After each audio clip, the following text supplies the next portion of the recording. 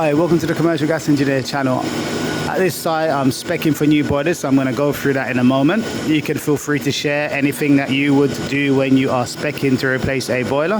Let me tell you a bit of stories about this site. So I was here once and there was a leak from this air and dirt separator, and then the next weak link was from the plate to plate over there.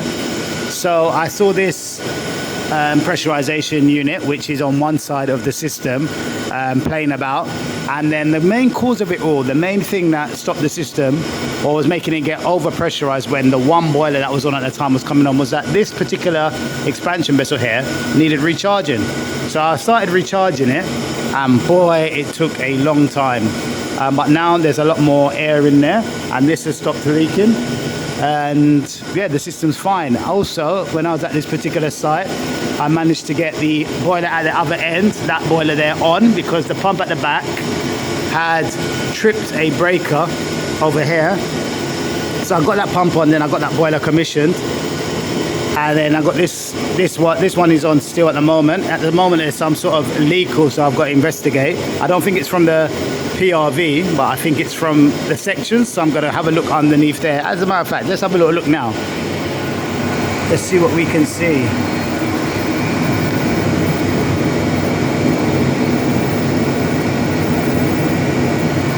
Did you see anything dripping? I didn't. I'm going to probably have to play that back. So in speccing, you know these sections, I don't know if you've ever taken them apart before to reseal them. I've taken them out before on a car engine sort of car engine lift that just lifts out, helps you lift the sections out once you disconnect them, and then you've got to reseal them. Pretty long-winded, but I guess if you want to save 20 grand, 17 to 20 grand on a boiler, then you might want to do that, but it's the manpower that it's going to take. So on speccing this, the gas pipe, I'm going to look at the size of it, the pressure coming in that I've got, and going to check the PRV if I need to order up a new PRV. The pump, I don't know if the pumps are running on these boilers, but the pumps are going to need checking as well to see if they're running. The electric connection on the new unit is going to be a bit different from this one, so I'd want to take down what I have here to make sure it marries up.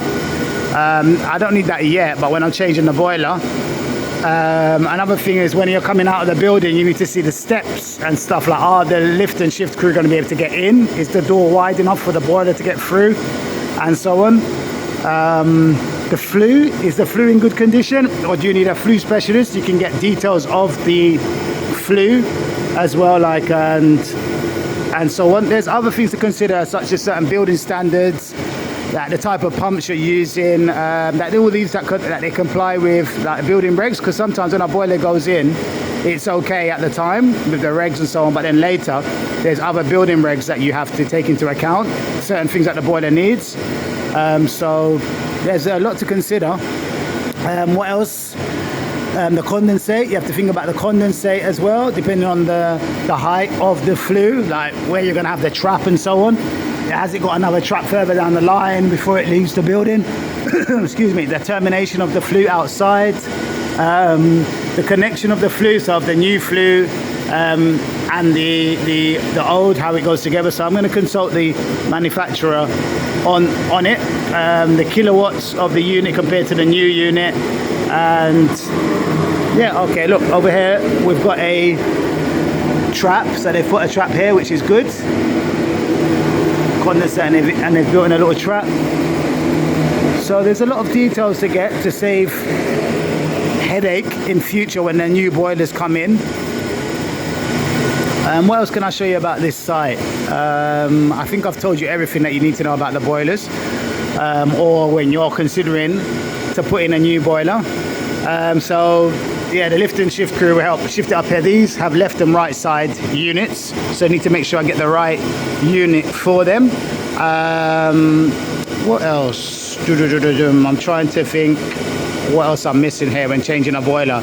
What issues you could come up with. Put them in the comments. I can't remember everything. I'm not the perfect commercial gas engineer, so I may miss something. What else is there here? This site has got 3 calorifiers, but only one is actually connected up. The rest are isolated. The one in the middle is still connected up. I believe no, the one at the end is connected up, whereas these two are just offline. What else do we have inside this plant room? It's an old plant room, run down. Nonetheless, it's an important building, but run down plant room. Plate to plate with hydraulic separations and so on. So there's, I think the supply comes round, sorry for moving the camera so quick. So that comes round here, and then goes round here, then it comes here, and then it goes to its different bits. There's pumps here, and then there's the hydraulic separation, and you've got the two expansion vessels either side, you've got the pressurization units either side, and you've got the inverter there over the wall, and there's different pumps, a lot of different pumps in this building. Plate to plates down here, strainers,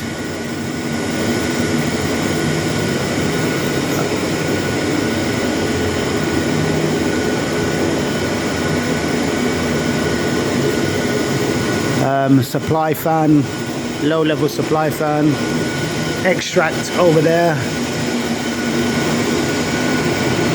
So here's the extract up here, low supply, high extract.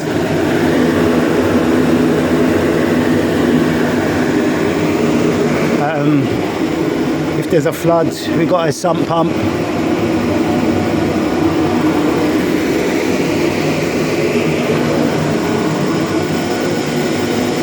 Okay, all right, thank you for joining me. Until next time, bye bye bye.